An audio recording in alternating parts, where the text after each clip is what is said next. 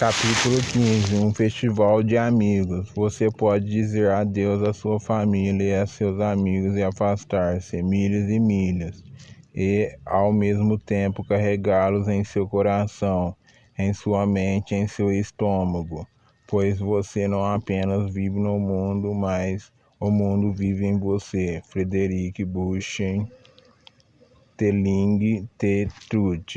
Continuando. Quando abriu os olhos, Mac teve de protegê-los imediatamente de uma luz muito intensa que o ofuscou. Depois de ouvir algo. Você vai achar muito difícil olhar diretamente para mim, disse a voz de Saruê, ou para papai. Mas à medida que sua mente se acostumar à mudança, será mais fácil. Ele estava parado no mesmo lugar onde fechava os olhos, mas a cabana havia sumido, assim como o cais e a carpintaria. Estava ao ar livre, no topo de uma pequena colina, sob um céu noturno brilhante, mas sem lua. Podia ver as estrelas em movimento tranquilamente e com precisão, como se houvesse grandes condutores celestiais coordenando seus movimentos. Ocasionalmente, como se recebendo um comando, cometas e chuvas de meteoros rolavam por entre as estrelas, acrescentando variação à dança. Então Mac viu algumas estrelas crescerem e mudarem de cor. Era como se o tempo tivesse se tornado dinâmico e volátil, juntando-se à imagem celestial aparentemente caótica, mas administrada com precisão. Ele se virou para Saruê, que ainda estava ao seu lado, apesar de ser difícil olhar diretamente para ela. Agora podia vislumbrar simetria e cores engastadas em padrões, como se minúsculos diamantes, rubis e safiros estivessem sido costurados numa roupa de luz que se movia primeiro em ondas e depois se espalhava em partículas. É tudo incrivelmente lindo, sussurrou ele. É verdade, a voz de Saruê vinha da luz. Agora, Marquezinho, olhe ao redor. Ele ficou boquiaberto. Mesmo na escuridão da noite, tudo tinha clareza e brilhava com halos de luz em vários tons e cores. Embora a floresta estivesse incendiada de luz e cor, cada árvore e cada folha eram distintamente visíveis. Pássaros criavam uma trilha de fogo colorido ao voarem se perseguindo. À distância, um exército da criação parecia estar a posto.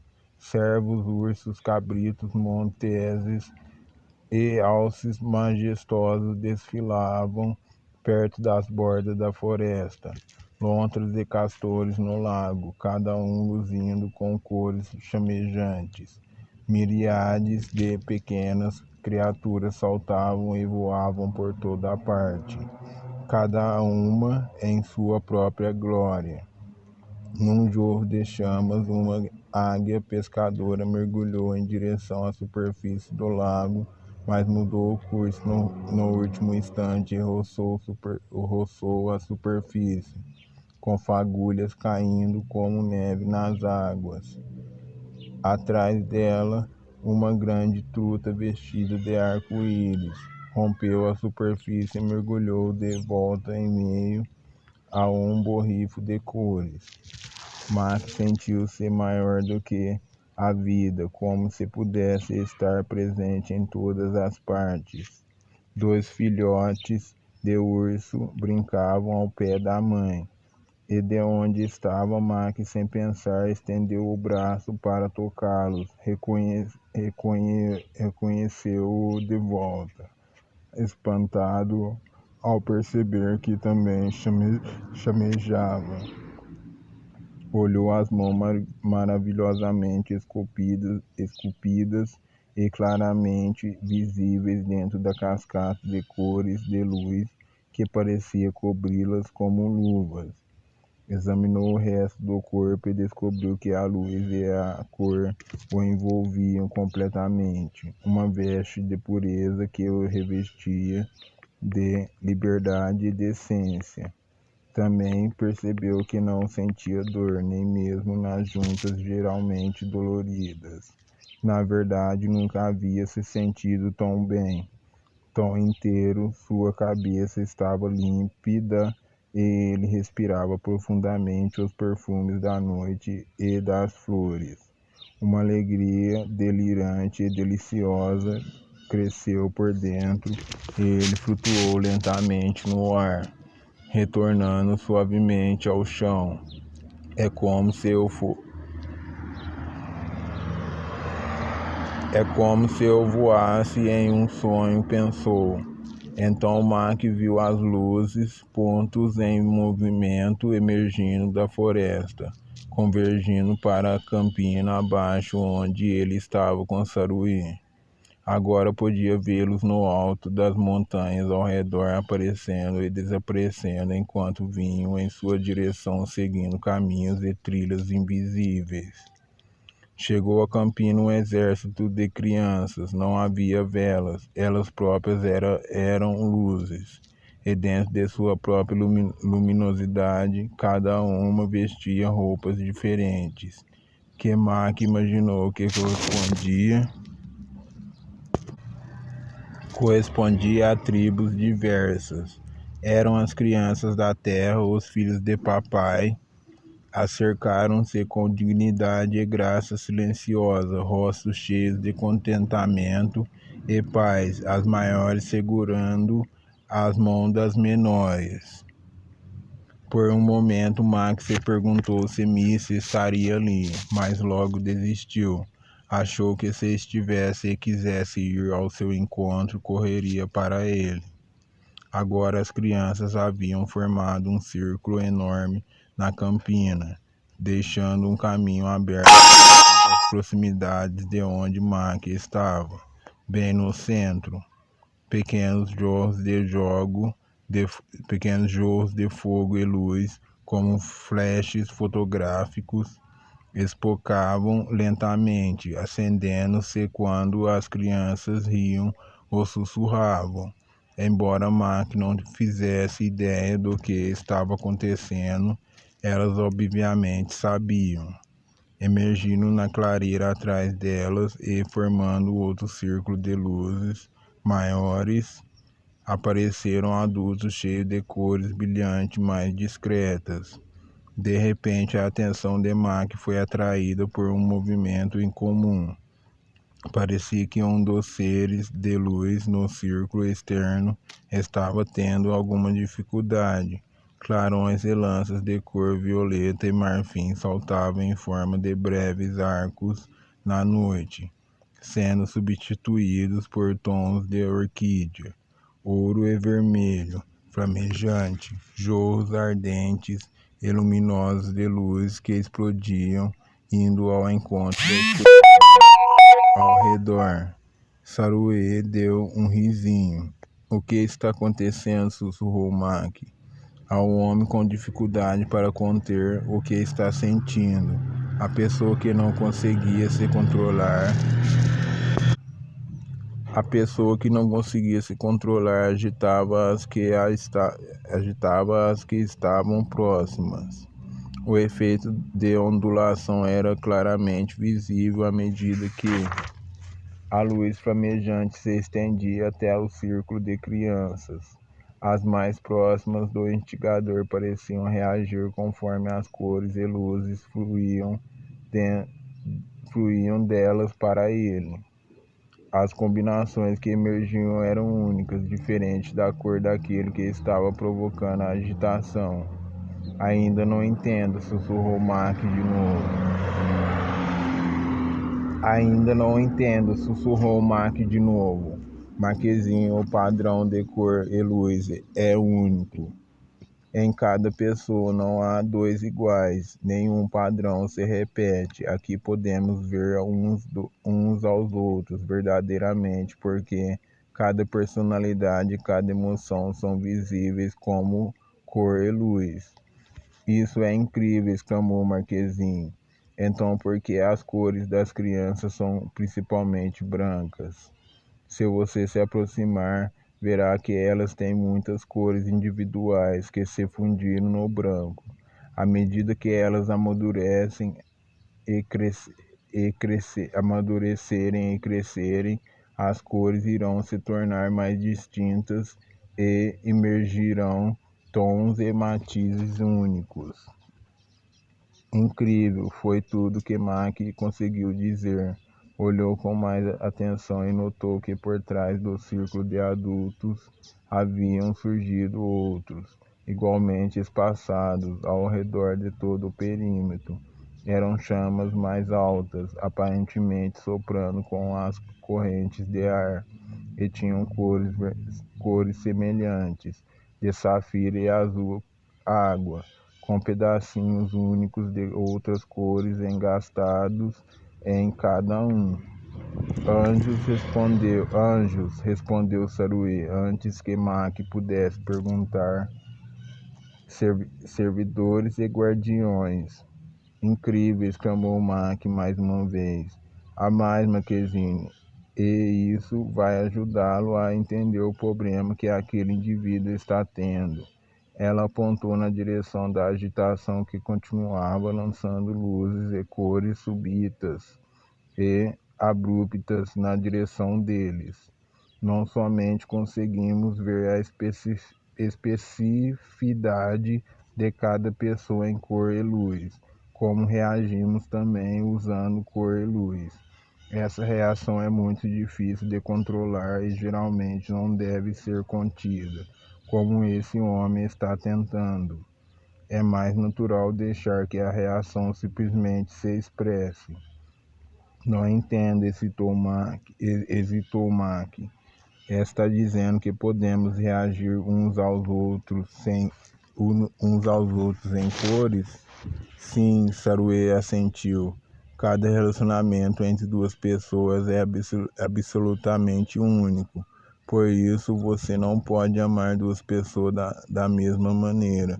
Simplesmente não é possível. Você ama cada pessoa de modo diferente, por ela ser quem ela é e pela especificidade do que ela recebe de você. E quanto mais vocês se conhecem, mais ricas são as cores desse relacionamento. Mac escutava ao mesmo tempo que olhava o que acontecia à volta. Saruê continuou. Vou dar um exemplo para você entender melhor. Suponha, Mac, que você está com um amigo numa lanchonete. Você está concentrado no companheiro e, se tiver olhos para ver, perceberá que os dois estão envolvidos numa variedade de cores e luzes que marcam não apenas o que cada um é especificamente, mas também a especificidade do relacionamento entre vocês e das emoções que estão experimentando. Mas Mac começou a perguntar e foi interrompido. Mas suponha, continuou Saruê, que outra pessoa que você ama entre na lanchonete e, embora esteja envolvido pela conversa com o primeiro amigo, você nota a entrada do outro. De novo, se você tivesse olhos para ver a realidade mais ampla, testemunharia que uma combinação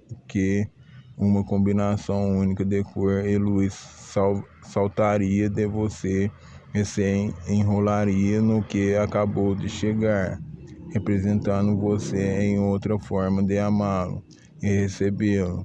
Mais uma coisa, Marquezinho, a especificidade não é somente visual, mas também sensorial. Você pode sentir, cheirar e até mesmo sentir o gosto dela. Adoro isso, exclamou Mac. Mas a não ser por aquele lá, apontou na direção das luzes agitadas ao redor do adulto. Porque todos estão calmos. Eu imaginaria que houvesse cor por toda por todo lado. Eles não se conhecem, a maioria se conhece muito bem, mas estão aqui para uma comemoração que não tem nada a ver com eles, nem com os relacionamentos de uns com os outros, pelo menos não diretamente, explicou Saruê. Eles estão esperando. O quê? Você verá logo, respondeu Saruê, e era óbvio que ela não diria mais nada sobre o assunto. Então por que aquele está tendo tanta dificuldade? Porque ele parece concentrado em nós. Marquezinho, disse Saruê com gentileza. Ele não está concentrado em nós, está concentrado em você. O que? Mac ficou pasmo. Aquele que tem tanta dificuldade para se conter é o seu pai? Uma onda de emoções, uma mistura de raiva e anseio barreou Mac. Nesse momento, as cores de seu pai explodiram da campina e envolveram. Ele ficou perdido num jorro de rubi e vermelhão, magenta e violeta.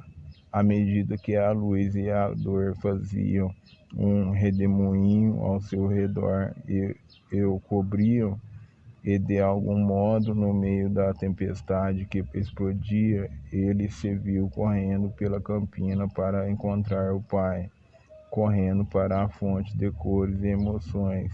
Era um menininho querendo o pai, e pela primeira vez não teve medo. Estava correndo sem se importar com coisa alguma, além do objeto do desejo de seu coração. E o encontrou. Seu pai estava de joelhos, coberto de luz, lágrimas brilhando como uma cachoeira de diamantes e joias nas mãos que cobriam o rosto. Papai, gritou Mac, e jogou-se para um homem que nem podia olhar o filho.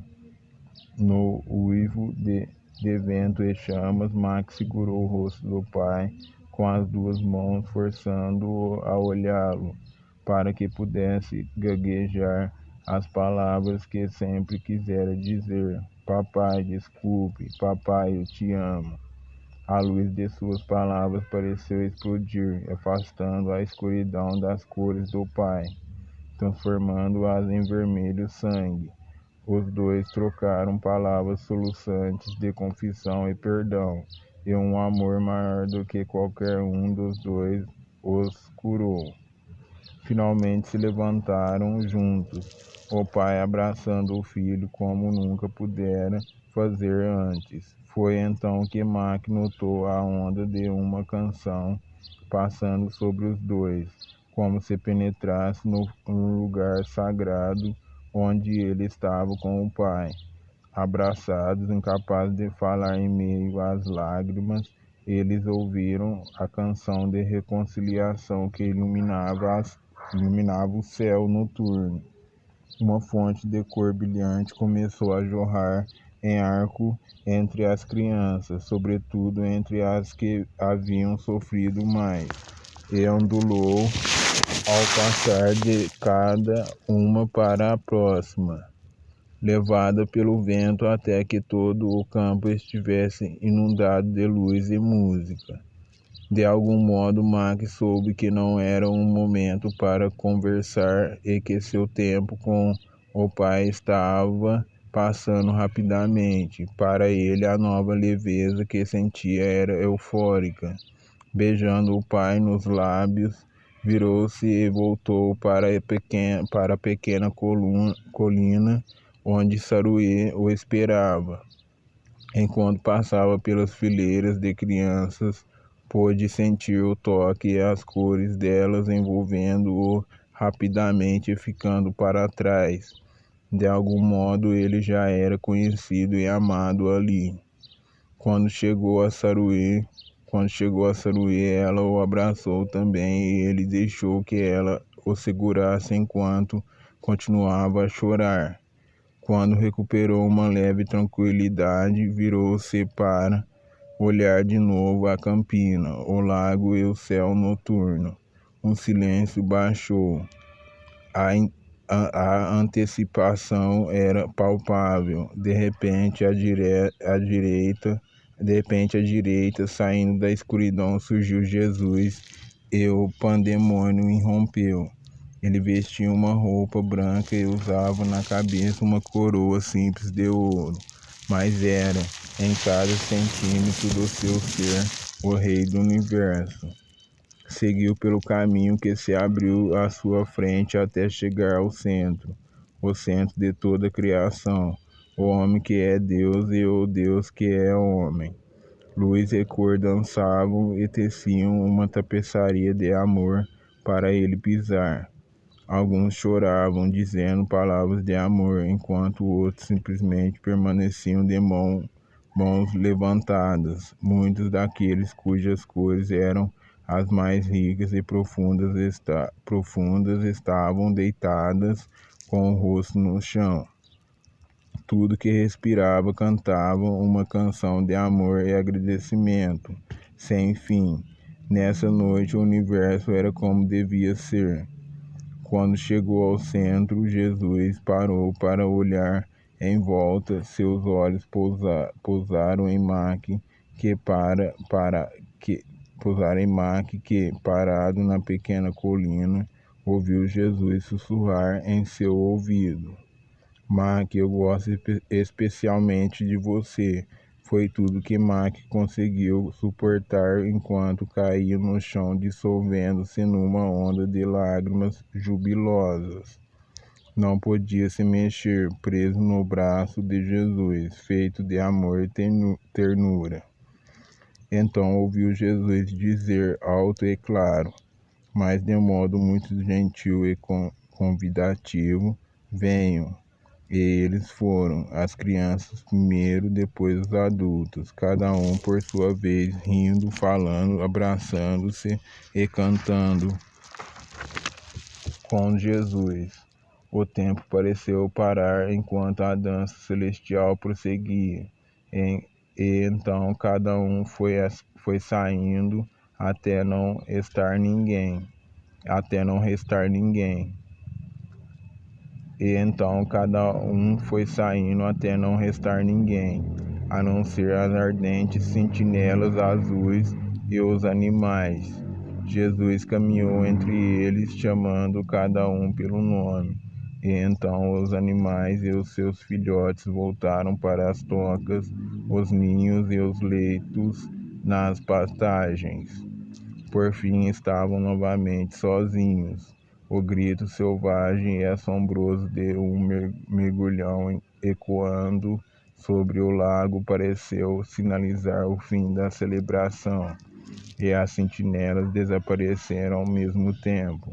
Os únicos sons que restavam eram os do coro de grilos e sapos retomando suas canções de culto na margem da água e nas campinas ao redor. Sem uma palavra, os três se viraram e retornaram para a cabana, que de novo se tornara visível para Mac, como uma cortina sendo puxada sobre os seus olhos. De repente, a visão voltou ao normal. Ele teve uma sensação de perda e de ansiedade e chegou a ficar um pouco triste, até que Jesus se aproximou, pegou sua mão e apertou-a para assegurar que tudo era como devia ser.